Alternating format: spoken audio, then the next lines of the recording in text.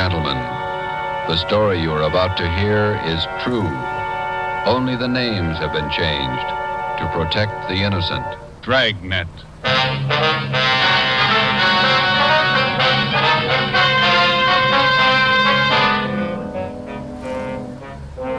You're a detective sergeant. You're assigned to homicide detail. A small boy is reported missing from his home. His age, 9 years. Foul play is suspected. Your job, find him. Dragnet, the documented drama of an actual crime. For the next 30 minutes, in cooperation with the Los Angeles Police Department, you will travel step by step on the side of the law through an actual case from official police files. From beginning to end, from crime to punishment, Dragnet is the story of your police force in action. It was Thursday, December 22nd. It was cold in Los Angeles. We were working the night watch out of homicide. My partner's Ben Romero. The boss is Thad Brown, chief of detectives. My name's Friday. I was on the way into work, and it was 3:55 p.m. when I got to room 42. Homicide. Hi, Joe. Ben, what's doing? Oh, pretty quiet. How's your mother? Well, that cold's still hanging on. Bad cough. Doc says nothing serious. My kid's got the same thing. Must be some kind of a virus going around. Yeah. Is that a new suit you got on? Oh, yeah. Ma figured I needed one. Let me see. Oh, yeah, that's a nice shade of blue. Where'd you get it? Quince East down in South Fig. Look okay? Turn around. Oh, yeah, that's a good fit. Did you get all the reports on the Webster case yet? Yeah, all taken care of. Let me get it. Homicide, Friday. This is Levinson, Unit 113J. Got something for you. Yeah, Harry, what's doing? Doherty and I are out here on Collis Avenue, 4656, trying to track down a 9-year-old boy. What's the story? The kid's missing, suspicion of foul play. How long's he been gone? About 2 hours. Looks like a job for homicide. How do you figure? Kid was last seen playing in the backyard of his home. Yeah? We checked over the yard. Find anything? Bloodstains, lots of them. They look new. Ben and I left a message for Chief of Detectives Thad Brown. Then we went over to the crime lab, picked up Lieutenant Lee Jones, and drove out the Arroyo Seco freeway to Collis Avenue. It was an average neighborhood. Number 4656 was a one-story green stucco residence situated on the corner of Collis Avenue and Harrison Drive. Beyond the backyard was a tract of undeveloped land covered with scrub oak. Harry Levinson from Highland Park Juvenile was waiting for us in front of the house. Back this way, fellas. I'm coming, Lee. Wait till I get my bag. Okay. Who notified you that the boy was missing, Harry? The mother said she went out to do some Christmas shopping about 11 this morning, left the boy home. She came back about 2 this afternoon. He was gone. What's the name? Johnstone. Kid's name is Stanley, 9 years old. Mm-hmm. Was this gate open like this when you got here? Oh, yeah, I haven't touched the thing. Here are the stains over here, Lieutenant Jones, along the edge of the walk, see? Yeah. Let me see. Quite a few stains, huh? Looks like it might be blood. I'll try some benzodine on these spots here. Yeah, there we are. See what happens? Where's the kid's mother now, Harry? In the house. Doherty's talking to her. Did you talk to any of the neighbors? People next door. One's on this side. They couldn't tell us anything. There it is, fellas. Yelly? These spots I covered with benzodine, they're turning blue. Bloodstains, all right. Can't say definitely whether it's human or animal blood. Mm-hmm. You have to go back to the lab to run it through. Yeah, biological precipitin test. Hand me one of those glass vials from my bag, will you? Yeah. Okay, here you are. Thanks. Scrape some of these flakes off for a test. There we are. How soon can you tap the blood for us, Lee? Precipitin test won't run more than 20 minutes. It'll take 3 or 4 hours to run a blood grouping, though. That's it. Anything else you want to check? Levinson, anything else? Oh, right here, my handkerchief. Empty shell. That marker over there by the rose bush, that's where I found it. From a 22, huh? Yeah, might tie in, might not. Mark it and dump it in this envelope, will you? Oh, yeah. There, shell. There you go. Did you get out a missing broadcast on the boy, Harry? Doherty did about half hour ago. Oh, here's a description here. Mm-hmm. Thank you. Mother know about the bloodstains? No, we didn't tell her. She's worried enough already. And she has no idea what might have happened to her boy. No more than we do. She checked all her friends, relatives. We're covering the neighborhood. No trace so far. Not much to go on. Bloodstains, empty cartridge. Could mean 100 things. Any ideas, Friday? Yeah, just one, and I don't like it.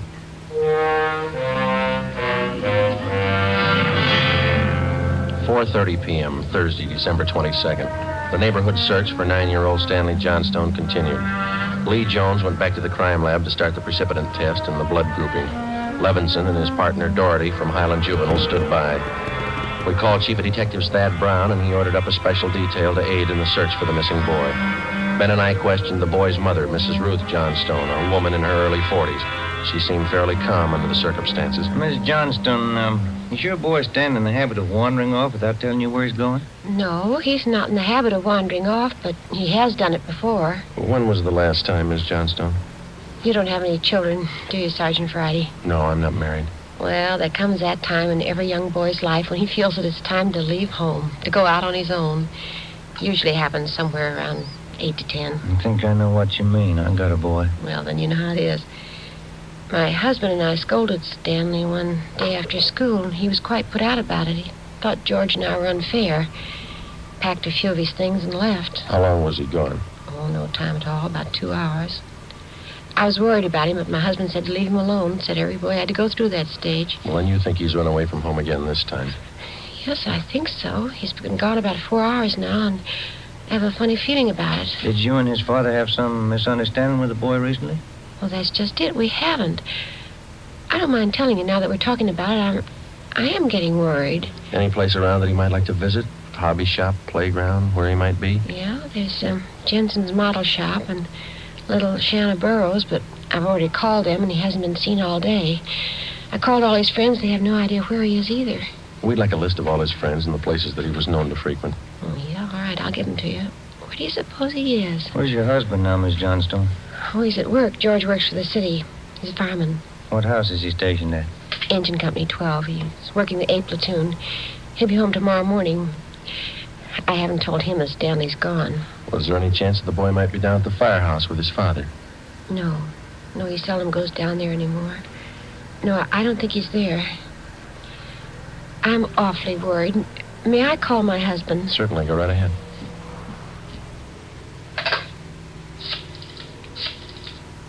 I know George will be worried. Stanley's been gone too long. Hello? May I speak with George Johnstone? This is Mrs. Johnstone. Thank you. I hate to call George at his work. Yes, ma'am. Does your husband own a gun? Yes, he does. What caliber, do you know? Well, it's a .45 automatic. He got it. George?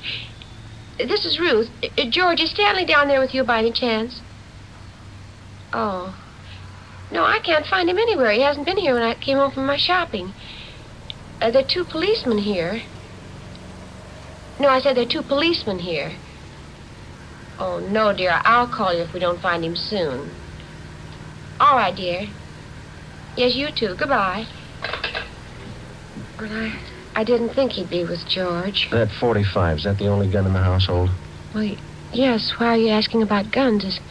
Has anything happened that you're not telling me about? No, ma'am. Just routine checking. We'll have to take a look at that .45, if you don't mind. Maybe I should tell you. We do have another gun in the house, but it's all wrapped up. George bought it for Stanley's Christmas present. May we see it, please?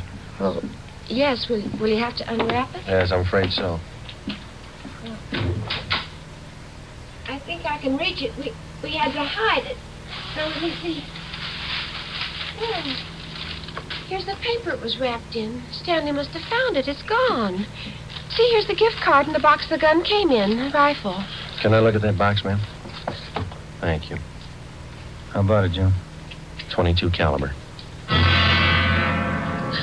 Thursday, December 22nd, 5:15 p.m. It was getting dark. The search for the missing boy continued. We checked the list of Stanley Johnstone's friends. None of them or their parents had any idea of his whereabouts. We talked with Levinson again. He had been in touch with the detail combing the neighborhood. They had found nothing. We went down to Collis Avenue and 10th Street, service station on the corner.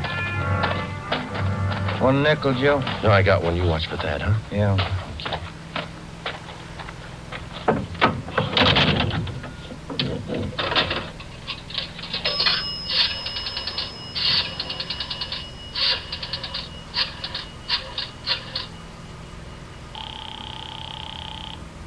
City Hall. 2667, please. 2667. 467. Crime Lab, Jones. Hi, Lee. Joe Friday. Yeah, Joe. Any sign of the Johnson kid? No, not yet. How are you coming? Finished the precipitin test. It's human blood. Yeah? Working the blood group now. Do you know what type the Johnson boy has? Well, we didn't want to upset his mother. We thought we'd wait till the last thing. We're still in the neighborhood. Check with the family physician. That way you won't disturb. Yeah, we figured on that. Oh, just a minute, Lee. Yeah, Ben. Boss just pulled up. Okay. Thad Brown's out here now. I'll check you later, Lee, huh? Yeah, right, Joe. All right, goodbye. Gentlemen, how's it going? Just checked with Lee Jones.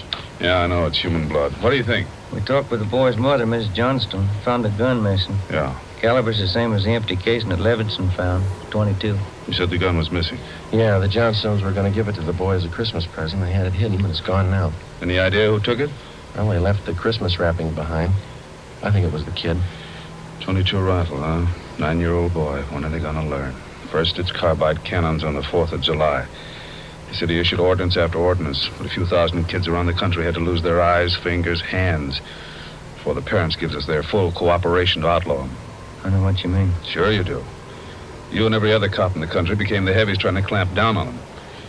It's always the same story. This time it's guns for Christmas. I know what you're thinking, but we're not sure yet. Listen, Friday, there's a city ordinance against giving a gun to a kid. You know that. Yes, I know that. There's a missing boy and a missing gun. There's blood on the ground and an empty shell. That's enough for me. We're going to stay with it.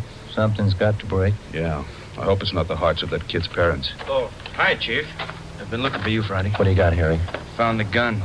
New 22 rifle. Strong smell of cordite. I'd say it's been recently fired. Where'd you find it, Levinson?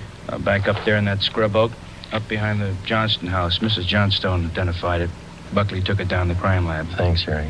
Is Miss Johnston okay? Pretty sick now. Kilby came up with something else. What's that? There's another one missing. An 8-year-old boy. 6:30 p.m. We talked with Officer Kilby about the other missing boy. He told us that his name was Stephen Morheim, 8 years old. His family had just moved into the neighborhood, and it seemed that no one besides the Morheim family knew that the boys played together. Mrs. Morheim told us that Stephen told her that he was going out to play and that he'd be home by 6 o'clock for dinner. She told us that he was an unusually prompt boy and almost never overstayed his playtime. We got a description of the Morheim boy and put out a missing broadcast. We called the Johnstones' family doctor. He told us that Stanley's blood was type O. At 7 p.m., we talked again with Mrs. John Morheim. Are you sure Mrs. Johnstone doesn't know where the boys are? She has no idea, Miss Morheim. It's terrible. It's just awful. I feel there's more to this thing. Something you're not telling me. Well, there's no use to upset you until we know a few things for sure. And you are holding back something. Now, please try not to worry, Ms. Morheim. There are certain questions we'll have to ask, routine questions in any kind of investigation. Is there anything else you want to know? Yes, ma'am. What is your boy's blood type? That's a funny question. Do you think anything's happened to him? Have you found him and you're not telling me? No, ma'am, we haven't found him. We don't think anything's happened to him. His blood type. Yes, ma'am. I think I have it written down in Stevie's baby book. Yes, here it is. Type O. Thank you. I wonder if I might use your phone, please. Yes, of course. It's in the hall. Be right back, ma'am. Yeah, okay.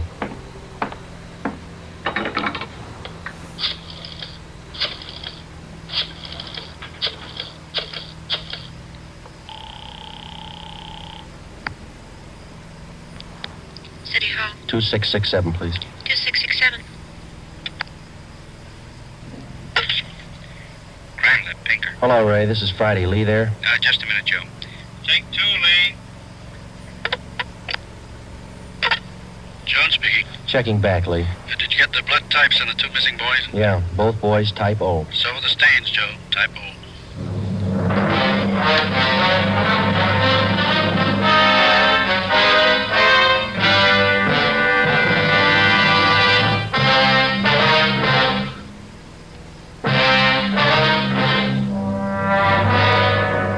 p.m., Thursday, December 22nd. Still no sign of either of the missing boys.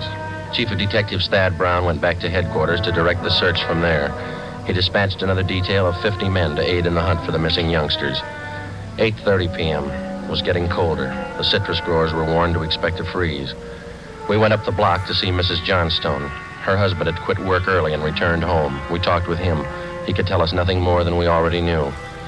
We still had not informed either of the families about the bloodstains and the empty cartridge casing which had been discovered in the backyard of the Johnstone home. It was more than possible that they had a right to know about our findings, but Ben and I felt that there was no cause to add to the distress of the two families at this time. If the two missing boys were found alive and well, then the bloodstains in the cartridge case would be of no concern to the relieved parents. At 8:40 p.m., Ben and I left the Johnstone house and went to the home of Mr. and Mrs. John Moorheim. Miss Moorheim, you said your husband worked at a market? Yes. He telephoned about 15 minutes ago and said he was closing up right away. He'll be here any minute. I do wish Stevie would call or come home. It's so cold out tonight. All he had on was a thin cotton jacket. Please try not to worry. We're doing everything we can. It's going to be all right. Stevie's father's such a sensitive man. He and the boy are so close. I know he's terribly upset. No, you're sure there's no place you might have forgotten? Someplace where the boy might be? No place. No. Anything happened to the boy will just kill Joe. No. You sit still. I'll get it, Miss Moorheim. Joe, Hi, Harry. the Johnstone kid, he's been found.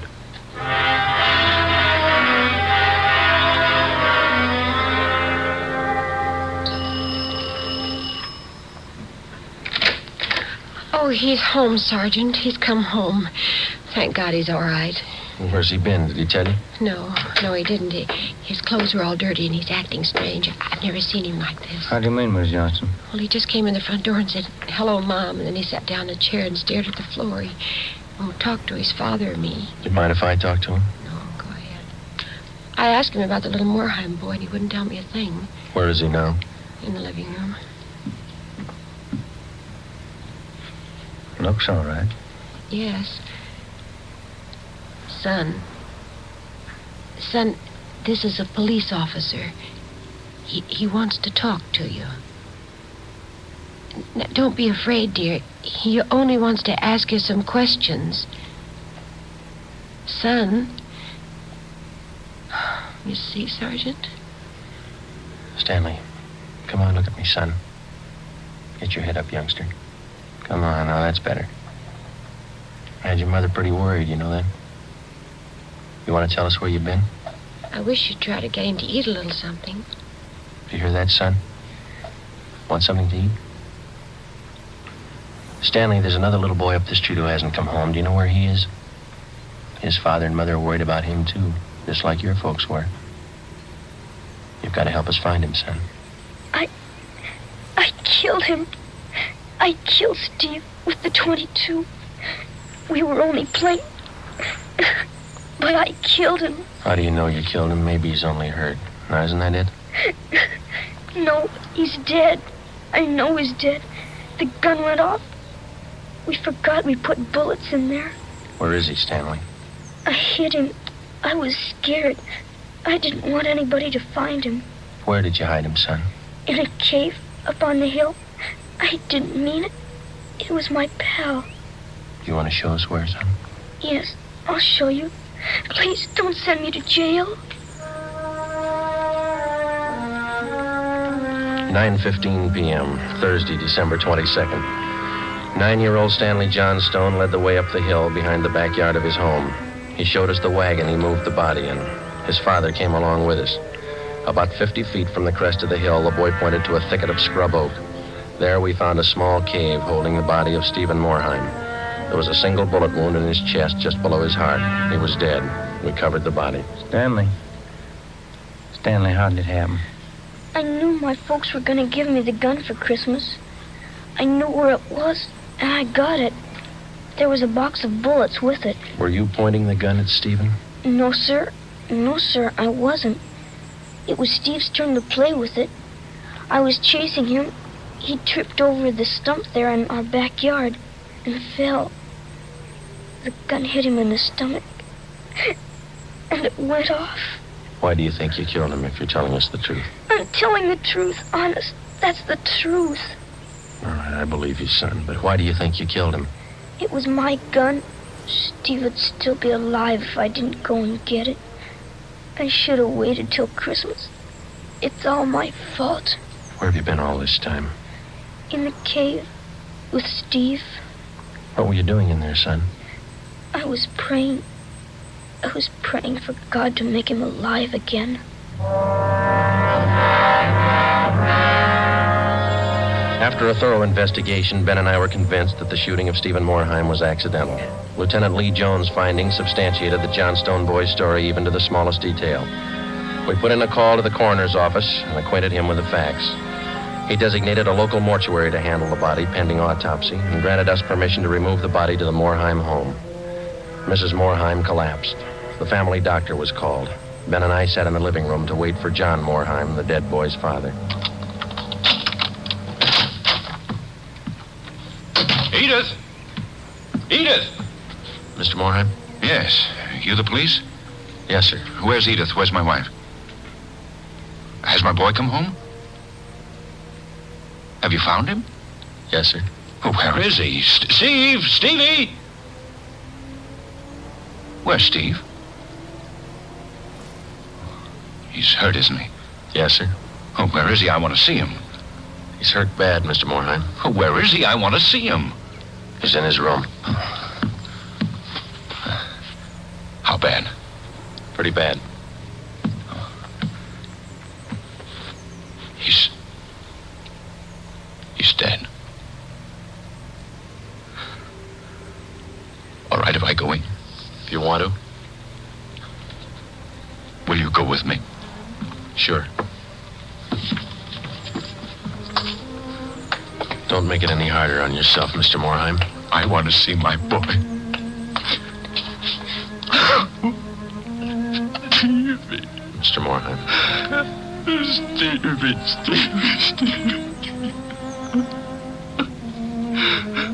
Listen to me, son. We've got you a lot of nice things for Christmas. Everything you wanted. I got you the 3 new cars for the train. The one with the searchlight is really works.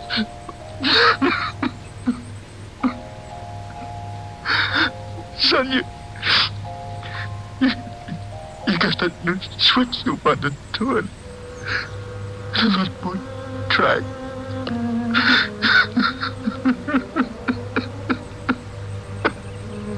Oh, Steve.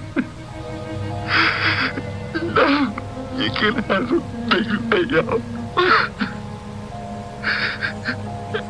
You know that new baseball that you saw?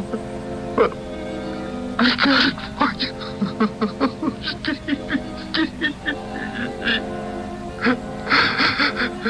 That cowboy outfit you wanted, I got it too.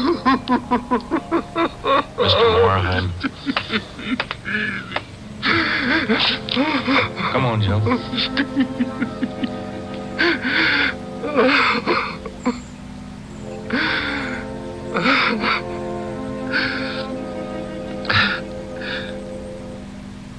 What happened? It was an accident. He was playing with the Johnstone boy up the street. Playing with a gun. It went off. What was the other boy's name? Stanley Johnston. It was an accident. Mr. Moorheim, where are you going? I want to see that boy. We had no idea what the dead boy's father had in mind. We didn't feel that we should try to restrain him. We went along with him up the street to the Johnstone home.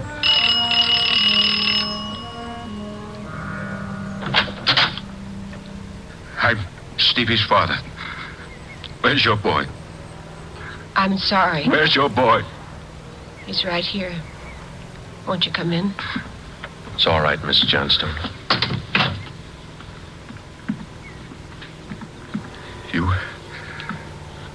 You the boy that was with Stevie? Yes, sir. What's your name? Stanley. Stanley. I know it wasn't your fault, Stanley. I wonder if you'd do something for me. Yes, sir. I've got a lot of nice presents for Stevie. I know he'd want you to have them. I want to give them to you. Christmas Eve. Mom? I think that would be a fine idea, son. Come on, Ben.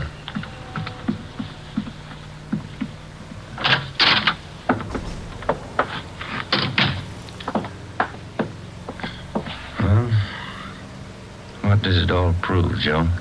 You don't give a kid a gun for Christmas.